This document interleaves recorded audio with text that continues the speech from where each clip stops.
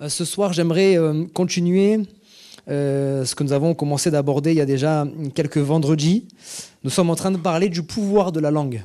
Okay. Alors ces messages-là sont des messages comme on appelle des séries de messages. Ça veut dire qu'il y a une suite, hein, comme dans une série, quand on regarde une série, on ne peut pas arriver à l'épisode 17 d'un coup et puis essayer de comprendre l'histoire.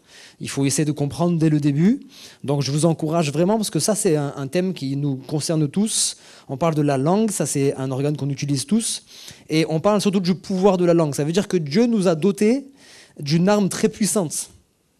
Et malheureusement, cette arme puissante, elle peut être puissante pour faire du mal, comme elle peut être, si on le désire, puissante pour faire du bien. Amen. Et notre but à nous, qui avons décidé de marcher avec le Seigneur, nous qui avons décidé maintenant de devenir semblables à lui, d'être appelés des chrétiens. Vous savez ce que c'est, chrétien ou pas ? Quand vous lisez la Bible, vous savez combien de fois c'est écrit dans la Bible, chrétien ou pas ? Petite question. 3 fois ? Tu crois ? T'es sûr ? Chrétien, la première fois, on l'emploie dans une ville qui s'appelle Antioche. Okay, c'est pas Jésus qui a appelé les disciples chrétiens, il faut savoir ça. C'est pas non plus les chrétiens eux-mêmes qui sont sortis un jour en disant écoutez voilà, eux ils s'appellent ceci, eux ils s'appellent cela, vous allez nous appeler chrétiens. C'est qu'en fait ils ont juste vécu comme Christ. Et chrétien en fait c'est petit Christ.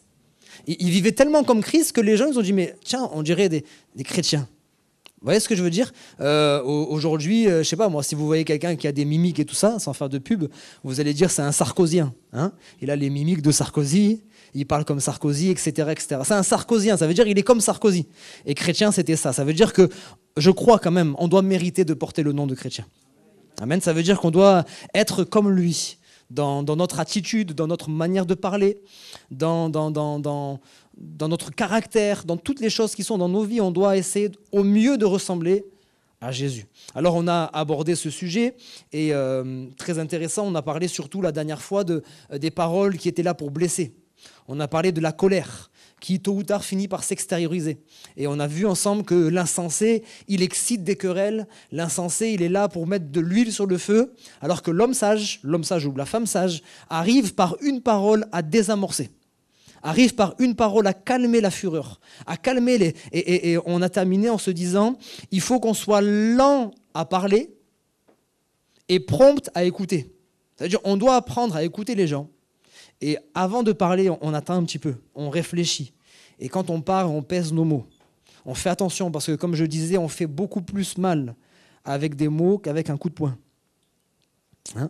Si, malheureusement, ce n'est pas ce que vous devez faire. Si vous voulez faire mal à quelqu'un, choisissez vos mots et vous lui ferez plus mal que si vous lui mettez des coups de poing. Parce que les coups de poing, dans une semaine, ça y est, il n'y a plus de bleu, il n'y a plus rien. Okay ? Mais les paroles, ça reste à vie certaines fois. Alors on doit apprendre véritablement à prendre soin de chacune de nos paroles. Ce soir, je voudrais voir avec vous quelques conseils et j'appelle ça des principes spirituels pour éviter d'avoir une mauvaise langue. Alors je prends un verset pour commencer, celui-ci on va aller assez rapidement. Proverbe chapitre 20, verset 19. Celui qui répand la calomnie dévoile les secrets. Ne te mêle pas avec celui qui ouvre ses lèvres. Alors je voudrais dire très rapidement, pas besoin de s'éterniser trop longtemps sur ce verset, il y a des gens, j'en parlais la dernière fois, il y a des gens qui sont réputés, quand vous les appelez, c'est pour la bagarre. Vous savez qu'il faut l'avoir à vos côtés plutôt qu'en face de vous, parce que c'est quelqu'un qui... Il y en a d'autres, ils sont réputés pour être sages, et pour justement, comme j'ai dit tout à l'heure, réussir à calmer les choses. Et là encore, il y a des gens qui sont réputés, excusez-moi, pour trop parler, volontairement ou involontairement. Il y a des gens, il y a des gens qui aiment ça. Hein, vous connaissez des gens, il n'y en a pas ici. Mais on en connaît tous. Hein, des gens qui aiment bien les cancans. Ils aiment bien aller d'endroit en endroit. Vous dire, tu connais la dernière nouvelle, tu as entendu ci, tu as entendu ça. Et puis s'ils peuvent rajouter leur sel, c'est mieux encore. Hein, le téléphone arabe. Ça commence avec une information, ça se termine avec une information, ça n'a rien à voir. Okay, il y a des gens, ils sont réputés pour ça. On les connaît, on dit, elle vient, ou lui, il vient. C'est pour rajouter encore des choses, c'est pour parler d'un tel, etc. Et puis il y en a d'autres, ils ne le font pas volontairement, mais c'est des gaffeurs. Vous connaissez des gaffeurs ? Moi, je peux le dire, mon épouse, c'est une gaffeuse. À chaque fois qu'il ne faut pas dire un truc, tôt ou tard, elle va faire une gaffe. Donc, ce n'est pas volontaire. Mais des fois, la chose, elle est faite. Il y a des gens, ils n'arrivent pas forcément toujours à garder leur langue. D'autres, ils sont réputés pour être loyaux. sont réputés pour garder les secrets. Et je crois qu'on a besoin de savoir s'entourer de personnes comme ça. On a besoin d'avoir autour de nous des personnes en qui on peut se confier. La vie, elle est tellement dure qu'on a pu être trahi par des gens. Ça vous est arrivé ? On peut être trahi par des gens, et même des gens proches. C'est ça qui fait mal, en fait. Finalement, la personne que je ne connais pas tant que ça, si elle raconte n'importe quoi sur moi, peu importe, ça ne me touche pas, ça ne m'atteint pas. Mais la personne qui est proche de moi et qui commence à colporter des calomnies, ça fait mal. Okay ? Et voilà pourquoi Dieu nous demande de bien choisir nos fréquentations. La Bible dit, ne vous y trompez pas. Les mauvaises fréquentations corrompent les bonnes mœurs. Ça veut dire, s'il y a quelque chose de bon en toi, si tu traînes trop avec des personnes qui ont des mauvais sentiments, qui ont des mauvaises motivations, ils vont finir par déteindre sur toi. Choisis correctement tes fréquentations. Et des fois, c'est dur, parce que ça veut dire que certaines fois, volontairement, on doit se séparer de certaines personnes. Il y en a d'autres, on ne se sépare pas définitivement, mais en tout cas, on garde nos distances, on essaye de rester éloigné. Parce qu'on sait qu'à chaque fois qu'on est avec eux, ça se passe mal. Et finalement, après, c'est moi qui suis dans la culpabilité parce que je sais que j'ai fait quelque chose de mal, je sais que j'ai dit une chose mauvaise, j'ai pensé une chose mauvaise, etc. etc. Vous me suivez ? Apprenons à choisir. Le Seigneur, c'est ce qu'il a dit. Il dit, si tu aimes ton père, ta mère, si tu aimes ton époux, ton épouse, si tu aimes tes enfants plus que moi, tu n'es pas digne d'être appelé mon serviteur. Et c'est fort comme parole, c'est assez direct, c'est assez cash quand même. Mais c'est comme ça, dans la vie, Dieu nous demande tôt ou tard de faire des choix. Et quand on parle de faire des choix, c'est pas forcément vous appeler la personne pour lui dire c'est fini, je te parle plus, etc. C'est pas ça. C'est juste à un moment donné, tu dois choisir avec qui tu vas passer beaucoup de temps. Et surtout avec le Seigneur. Amen. Apprends à te confier et apprends à te confier en des personnes sûres. Parce qu'il y a ceux qui se confient jamais et ça, c'est pas bon. La Bible dit deux valent mieux qu'un. Amen. C'est bon de pouvoir s'appuyer sur un ami. Un ami aime en tout temps et dans le malheur, il se montre un frère. Ça veut dire qu'il y a des amis qui sont là, en qui on peut se confier et c'est bon de pouvoir se confier. Amen. Et puis il y a ceux qui, au contraire, ils parlent trop. Apprenez à ne pas trop parler pour ne pas trop divulguer vos secrets et pour ne pas aussi divulguer le secret des autres. Celui qui parle trop, il parle pour sa perte. Il va faire une erreur tôt ou tard. Apprenons à mettre un frein à notre bouche. Amen. Et je cite un autre passage, Proverbes chapitre 24, verset 28. Et là, je vais prendre un peu plus de temps ce soir. Proverbes chapitre 24, verset 28, le temps que vous cherchez. On essaye d'aborder vraiment des sujets très pratiques. Et là, je vais aller dans le fond du sujet pour que ça puisse vous parler un petit peu, parce que certainement, vous êtes retrouvés dans ces situations-là. Proverbe chapitre 24, verset 28, il est dit « Ne témoigne pas à la légère contre ton prochain. Voudrais-tu tromper par tes lèvres ?» Il y a des mauvais témoignages qui enveniment des conflits. J'ai dit tout à l'heure qu'il y a des paroles qui peuvent envenimer un conflit, mais des fois, il y a des mauvais témoignages. C'est quoi un mauvais témoignage ?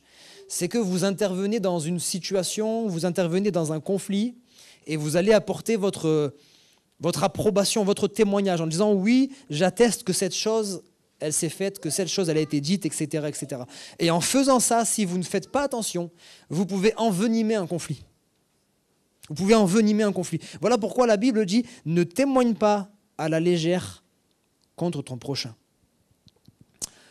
Il peut nous arriver d'avoir des conflits dans nos familles, des conflits même dans l'Église, disons la vérité, parce que l'Église, elle est faite d'hommes et de femmes, et on a tous nos caractères différents, etc., etc. Il peut y avoir des conflits dans le voisinage, il peut y avoir des conflits dans notre entreprise, pour ceux qui travaillent, etc., etc. Et il peut arriver à un moment donné que deux personnes soient en conflit, et qu'on vienne vous voir pour prendre position dans ce conflit. Je vous parle de choses très concrètes. C'est certainement déjà arrivé. Il y a un conflit entre deux personnes, ça n'a rien à voir avec vous. D'accord ? Vous n'êtes pas dans ce conflit. Mais quelqu'un d'autre, une tierce personne, vient vous chercher pour que vous puissiez prendre position. La personne qui vient vous chercher, elle vient vous chercher pour que vous puissiez prendre position pour elle. Hein ? C'est logique. Donc vous allez vous retrouver engagé dans un conflit qui, à la base, à l'origine, vous n'aviez rien à voir avec cela. Vous n'avez rien à voir avec cela. Et voilà pourquoi il est dit, ne témoigne pas à la légère. Et moi je dirais, ne témoigne pas trop rapidement. Ne prends pas parti trop rapidement contre une personne ou pour une personne. Parce que ta voix, ton avis, ton témoignage peut faire basculer la balance.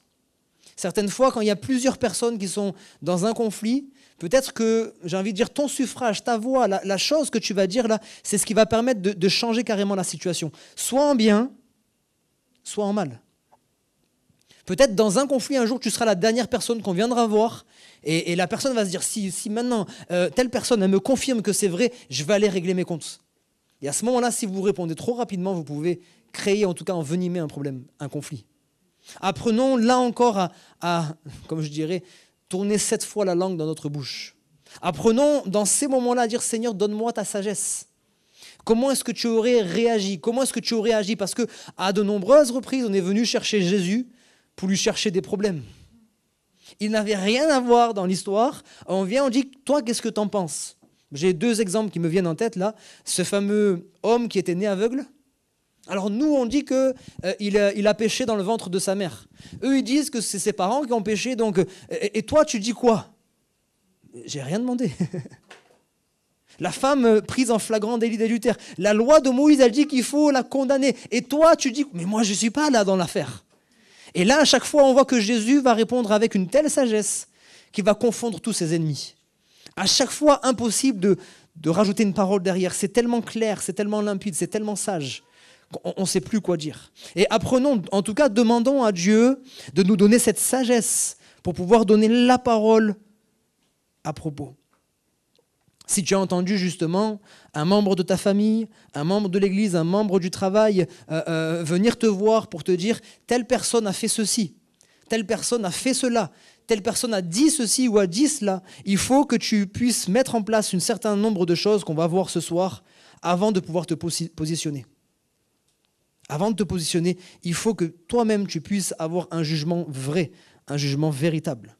Premièrement, et ça ce que je vais vous dire c'est très important, vous n'êtes pas obligé, et je l'ai déjà dit la dernière fois, vous n'êtes pas obligé, et même je vais plus loin, vous ne devez pas prendre part dans des conflits si vous n'êtes pas lié à ce conflit. Il faut qu'on arrête avec ça. Ok? Parce que bien souvent, un conflit, ça commence entre 2 personnes. La plupart du temps, ça commence entre 2 personnes. Vous direz, non, moi dans mon cas, c'est 2 familles, ou c'est 2 clans. Non, ça a fini par 2 familles, ça a fini par 2 clans, mais ça commence entre 2 personnes. Et parce que ces 2 personnes cherchent du soutien d'une part et d'autre, moi je suis en conflit, avec qui? Je n'ai pas envie d'être en conflit avec vous. Avec quelqu'un qui n'est pas là, il s'appelle Patrick, il n'existe pas. Je suis en conflit avec Patrick, et je n'ai pas envie d'être seul face au conflit avec Patrick, donc je vais chercher Daddy. Daddy, tu sais ce qu'il a fait Patrick? Il a fait ça, il a dit ça, etc. etc. Qu'est-ce que tu en penses? C'est bien ou pas? Daddy va me dire non, c'est pas bien. Bon ben viens, rallie-toi à ma cause. Prends ma défense. Et puis Patrick, il va venir, il va chercher Roger, il va dire « Roger, tu sais ce qu'il a dit, Kevin? C'est ce qu'il a fait, Kevin, etc. Est-ce que tu penses que c'est bien? » Ah non, c'est pas bien. Alors vas-y, rallie-toi à sa cause. Et puis Daddy, il va chercher Lindell, etc. Et on se retrouve à 10 contre 10. Alors qu'à la base, vous n'aviez rien à voir avec ce conflit. Et c'est des familles entières qui s'entretuent, c'est des églises, des fois, qui se disputent, etc., etc., alors que c'est entre toi et lui. Ne viens pas me chercher pour que je prenne part à ce conflit. Je veux bien te donner des conseils de sagesse, parce que moi, j'ai reçu un ministère, comme je dis souvent. Vous savez qu'en tant que chrétien, vous avez reçu un ministère? Ce n'est pas forcément d'être un évangéliste, d'être un pasteur, d'être un docteur ou quoi que ce soit. Le ministère que nous avons tous reçu les uns les autres, c'est le ministère de la réconciliation. C'est le plus beau des ministères, bien-aimés. C'est le plus beau des ministères. Et ça a une double connotation. La réconciliation entre les hommes, parce qu'il y a de quoi faire, hein. Tellement qu'ils sont en guerre, tellement qu'ils sont en conflit. On doit essayer de faire en sorte que les gens se réconcilient et surtout que les gens se réconcilient avec Dieu lui-même. C'est notre ministère. Si tu ne sais pas quoi faire de ta vie, si tu as l'impression que ta vie, elle n'est pas forcément très intéressante, etc., essaye de tout faire, de tout mettre en œuvre pour avoir ce ministère-là de la réconciliation. Moi, je veux bien intervenir dans votre conflit si je peux avoir un mot qui va essayer de vous réconcilier. Si ce n'est pas pour vous réconcilier, si c'est pour t'aider à faire la guerre, ne compte pas sur moi. Et ça, il faut qu'on apprenne à le faire. D'accord? Il faut qu'on apprenne à le faire. Il faut qu'on se déculpabilise. Il faut qu'on apprenne à comprendre qu'on n'est pas obligé de prendre part. Et si on t'en veut parce que tu prends part, tu dis « Ouais, ça veut dire quoi? Le simple fait que tu prends pas part, ça veut dire que tu es d'accord avec l'autre personne ?» Non, j'ai pas dit ça, ça c'est ton problème si tu veux croire ça. Je prends part ni pour toi, ni pour l'autre personne. Je n'ai rien à voir dans votre conflit, c'est vous. C'est à vous de vous arranger. S'il vous plaît, si vous devez retenir qu'une seule chose ce soir, retenez ça. Parce que c'est déjà tellement compliqué d'être en paix avec les uns et les autres. C'est déjà tellement compliqué d'avoir une vie voilà, tranquille, sans conflit, sans pour autant se rajouter les conflits des autres. On ne va pas s'embarrasser du conflit des autres. Et vous savez, si vous arrivez à faire le tri dans votre vie, vous allez vous rendre compte que finalement, vous qui croyez avoir plein de conflits, finalement, vous n'en avez pas tant que ça. Les conflits que vous avez, c'est juste qu'on vous a mis dedans. Ok ? Essayez de prendre ce temps, ce soir, rentrez chez vous et dire, à partir de ce soir-là, peut-être il y a plusieurs personnes avec qui je suis en conflit, est-ce que c'est mon conflit ou pas ? Si c'est le vôtre, faites tout ce qui est en votre pouvoir. La Bible dit, faites tout ce qui est en votre pouvoir pour être en paix avec tous. Allez demander pardon, allez pardonner la personne. Soyez en paix. Et si ce n'est pas le cas, vous savez quoi ? Vous allez rappeler la personne qui est venue vous chercher pour dire, écoute, regarde, depuis le temps là, moi maintenant j'ai un problème avec telle personne, elle me dit plus bonjour, elle me fait plus ci, elle me fait plus ça, alors que j'ai rien à voir.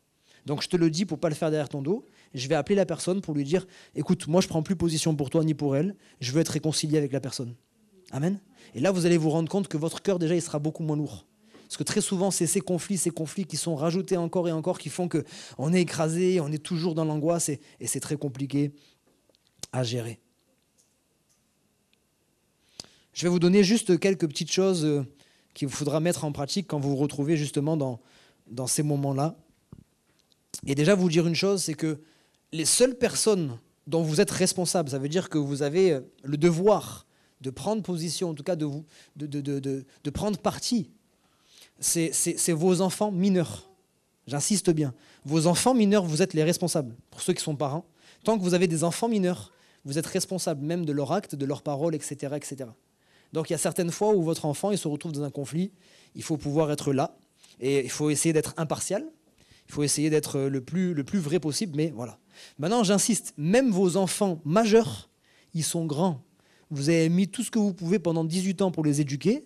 Je pense que vous l'avez fait au mieux, peut-être. Il n'y a pas d'éducation parfaite dans tous les cas. Je pense que vous avez fait au mieux. Maintenant, ils ont 18 ans en plus. Ils sont majeurs, ils sont grands.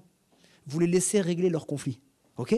Ça, c'est pas facile. Vous viendrez me le dire quand Serena et Nina et tout ça, ils auront 18 ans et plus. Et là, tu m'avais dit que... Donc, je t'en occupe pas. Mais je veux ça. Je veux ça. Ce que je vous dis, c'est pas parce que moi, demain, je vais vous dire non. Il faut qu'on se dise la vérité. Vos enfants sont majeurs. Si les enfants sont majeurs, arrêtez de vous mettre dans leurs conflits. C'est leur problème. Ils sont grands. Ils doivent assumer leurs paroles, ils doivent assumer leurs actes, ils doivent assumer leurs conflits. Et vous, encore une fois, le seul moment où vous pouvez intervenir pour être équilibré, je ne suis pas en train de vous dire vous les abandonnez, je m'en fous, maintenant tu as 18 ans, je ne m'occupe plus de toi. C'est pas ça. Je suis en train de vous dire vous ne prenez pas position. Vous conseillez, vous donnez votre avis, vous essayez de régler si possible le conflit, mais vous n'intervenez pas dans le conflit parce qu'ils sont majeurs. Toutes les autres personnes en dehors de vos enfants mineurs, ce n'est pas votre responsabilité. Vous n'avez rien à leur devoir. Des fois, l'éducation nous fait croire qu'on doit intervenir. Notre culture, nos traditions, je ne sais pas quoi, on veut intervenir parce que c'est comme ça qu'on fait, ça a toujours existé comme ça. Balayez tout ça. Balayez tout ça et obéissez à Christ seul. Amen. Parce que là encore, quand il vous demande d'abandonner ces traditions ou cette culture ou ces choses-là, ce n'est pas pour votre mal, c'est pour votre bien. C'est pour vous délivrer, pour vous libérer de plusieurs fardeaux. Amen. Alors si un jour vous vous retrouvez dans un conflit, justement, voici quelques petites choses qu'il faudra mettre en pratique. Et je vais terminer sur ça. La première chose, une personne vient vous voir pour vous dire « il s'est passé ça, telle personne a fait ça, telle personne a dit ça ». La première chose, ça paraît logique, mais on ne le fait jamais. On n'a jamais ce réflexe de le faire. Vérifie si les faits sont sûrs. Est-ce que tu es certain de ce que la personne elle dit ? Je ne suis pas en train de te dire que la personne elle ment. Faut être sincère. Hein. Des fois, la personne qui vient te voir, elle peut te mentir. Elle peut te mentir pour son intérêt.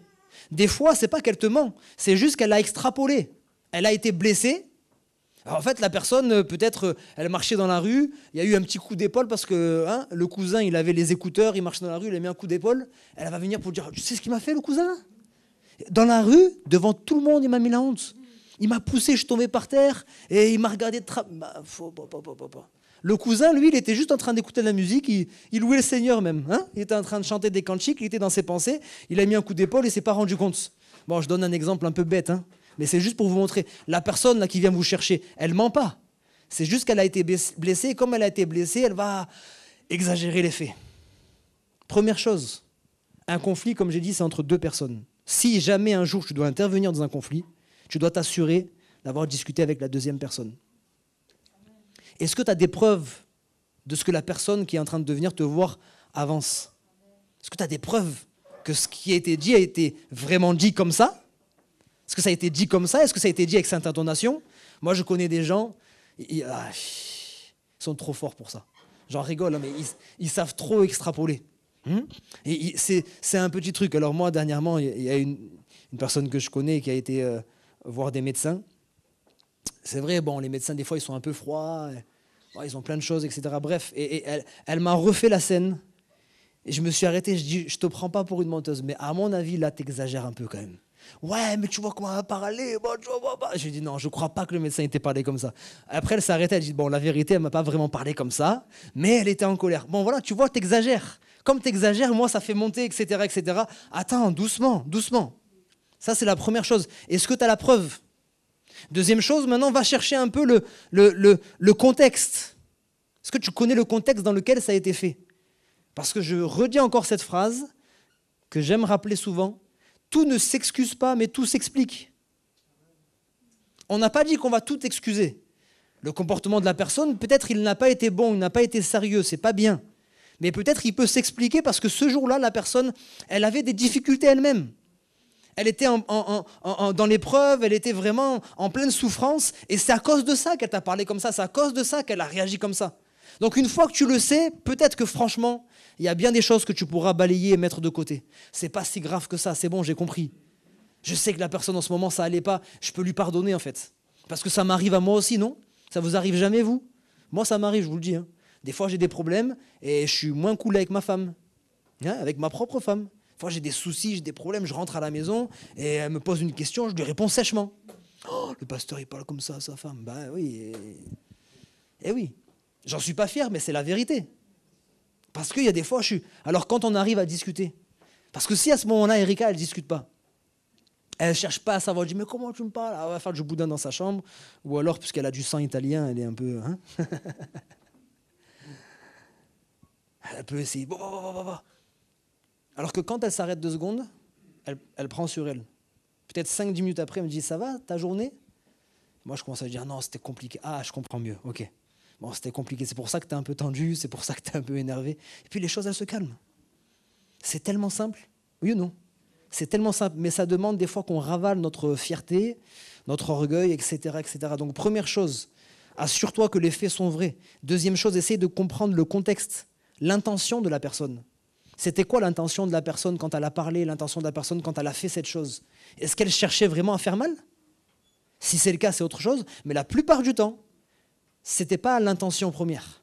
D'accord? Et puis troisièmement, pour justement connaître l'intention, le contexte, etc., il faut que tu ailles voir l'autre personne et que tu demandes sa version des faits. Et là, souvent, vous allez vous rendre compte que c'est vraiment une question d'a priori, en fait. Parce que vous allez dire, soit il y en a un qui ment dans les deux, là, soit ils disent tous les deux la vérité, mais en fait, c'est juste qu'ils ont interprété les choses différemment. Parce que j'ai 2 histoires complètement différentes.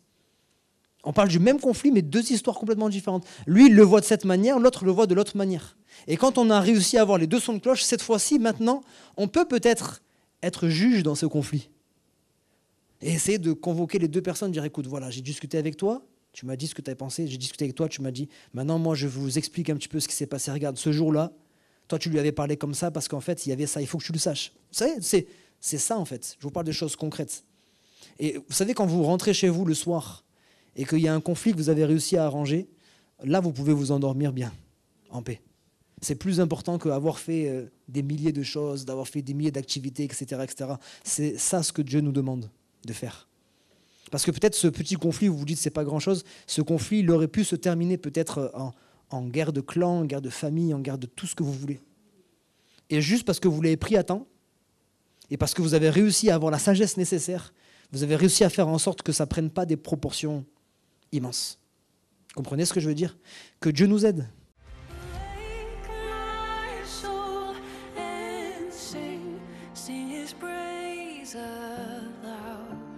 Sing his praise.